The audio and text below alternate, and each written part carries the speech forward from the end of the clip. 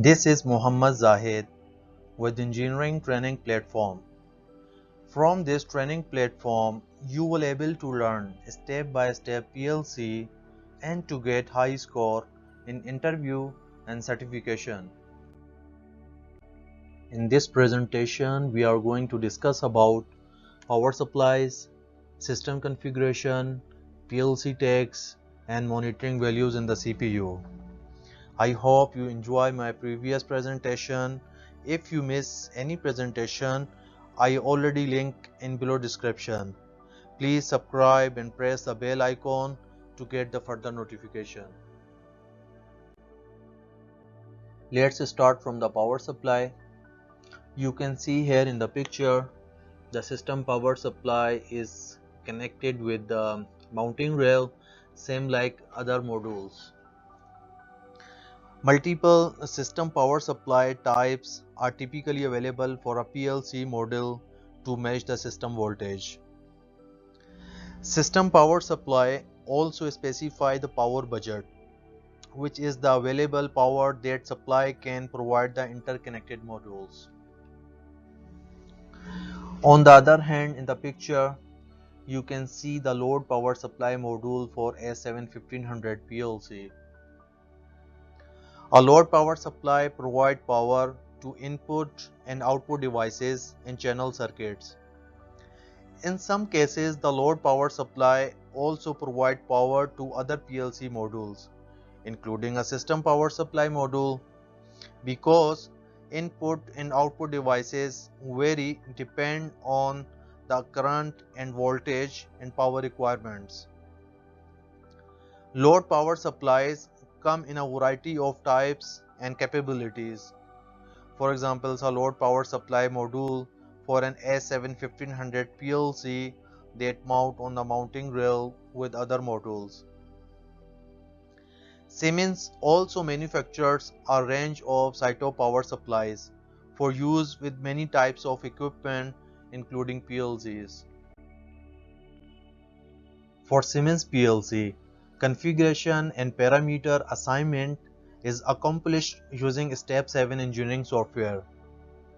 It is very important to understand that what kind of TIA portal used in different type of PLCs.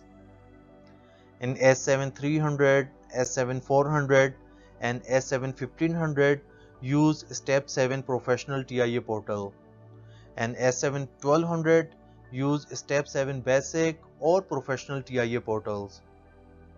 Step 7 basic TIA portal use ladder logic, function block diagram, structural control language, and Step 7 professional TIA portal use ladder logic, function block diagram, structural control language including with S7 graph. Part of the configuration required unique identifier the system component. There are various type of identifier needed for different users.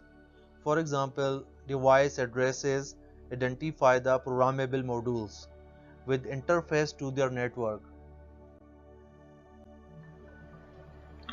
You can see the digital signal modules. It can be input I or output Q.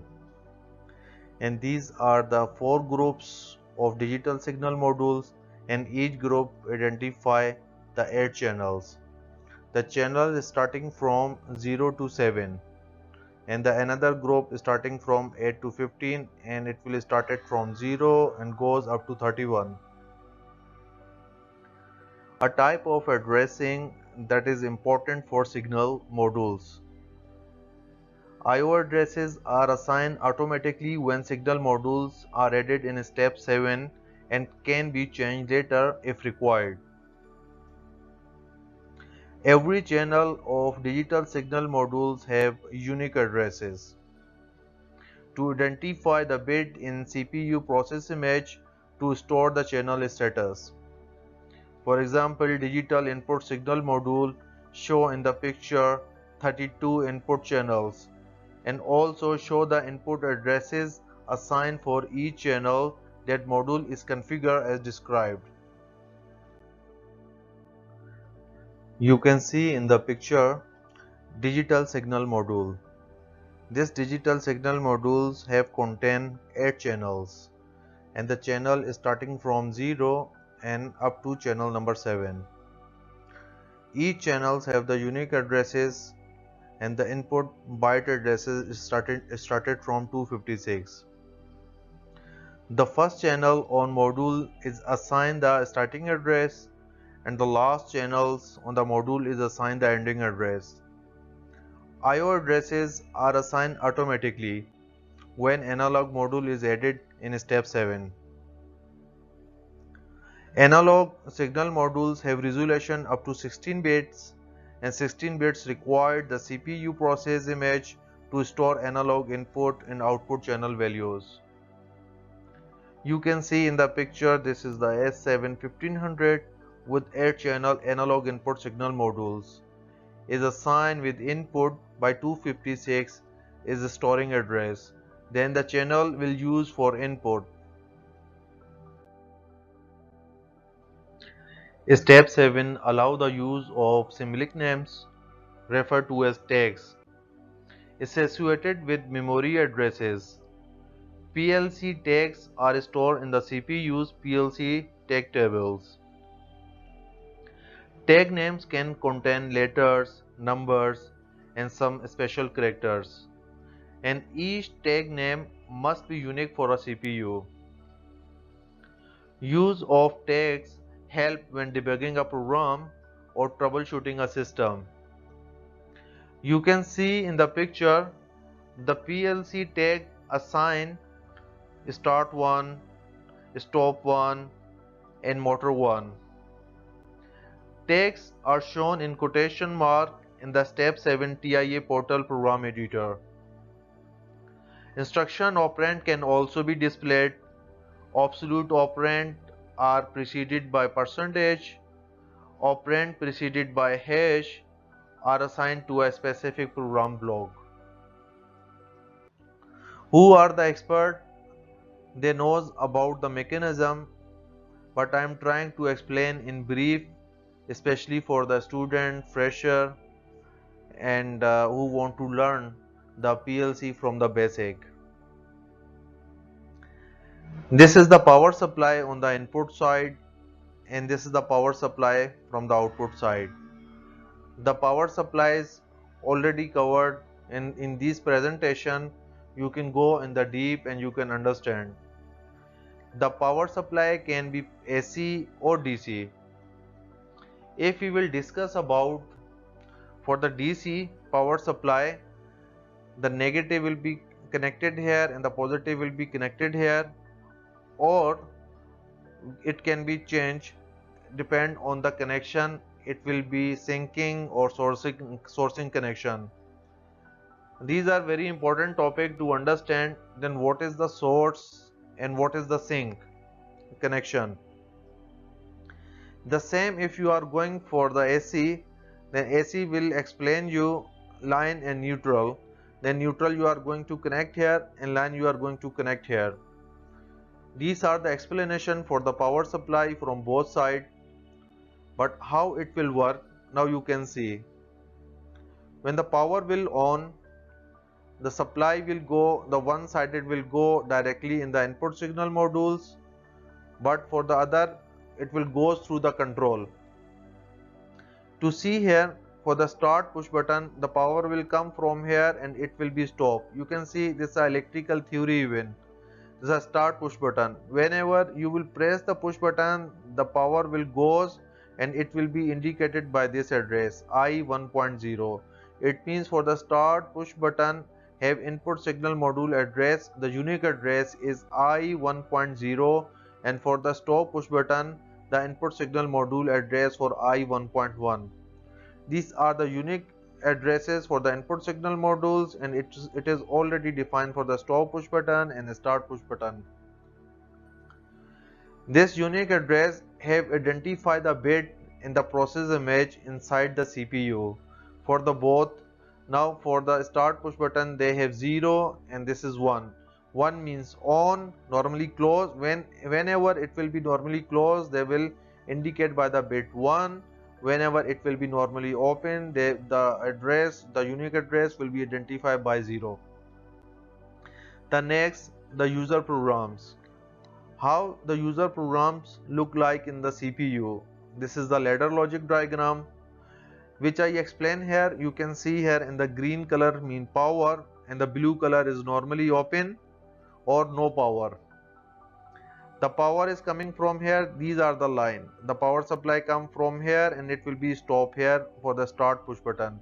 You can see this is start one, this 1.0, I 1.0, this is the input one for the start push button, because until I didn't press this push button, that's why the power came and stop here. The stop one, the power can cross from the push buttons and they can be indicated because this bit is 1, it means this is the normally close contacts. And this Q 3.0, this is the output for the motor and this is the latching of this motor 1. The output signal modules have the unique address Q 3.0 and which one motor 1. Whenever it will be activated, the motor 1 will be work. This Q 3.0, this is the motor. Whenever this one will be operated or it will become 0 or 1, they will generate the bit and identify the bit inside the process image of the CPU. In this moment, this is 0, that's why Q 3.0 is equal to 0. The output signal modules will control the process, machine, equipment, for example actuators, motor, solenoid, so on. Step 7, TIA portal software provide a variety of ways to monitor system operation if the programming device is connected to a CPU. You can see in the picture how a program network appear while being monitored in the Step 7 TIA portal program editors. I already explained in my previous presentation about the start push buttons. In this picture you can see the start push button is on normally closed condition and before in the previous presentation it was normally open. Now how the power will come through, now the power will cross from stop push buttons and also it will be crossed from the start push button. The signal modules have unique address and the unique address will identify the bit inside the process image. Before, when it was normally open in the previous presentation it was 0, but here you can see now it is normally closed condition and the process image is 1. 1 means normally open, normally closed contact. And also the stop push button is on normally closed condition, then I 1.0 will identify the bit 1 as normally closed condition. How the programs look like inside the CPU, this is a user program, then the green color will show you the power. Here you can see the same, the power will come across from the start push buttons. Now the green color, this is a normally closed contact, stop one also normally closed contact, and motor 1 is running in this moment. And this is a latching relay or contactor point. Whenever we will release the start push button, then the power will goes from the latching relays up to the stop push button and the motor will run until I will press the stop push button, or either we can use here the emergency push button. In this program, now motor 1 is running. It means the signal modules Q 3.0 will generate the bit 1 because 1 means normally closed or on working condition. Now the output modules can control the process or machine or equipment or so on.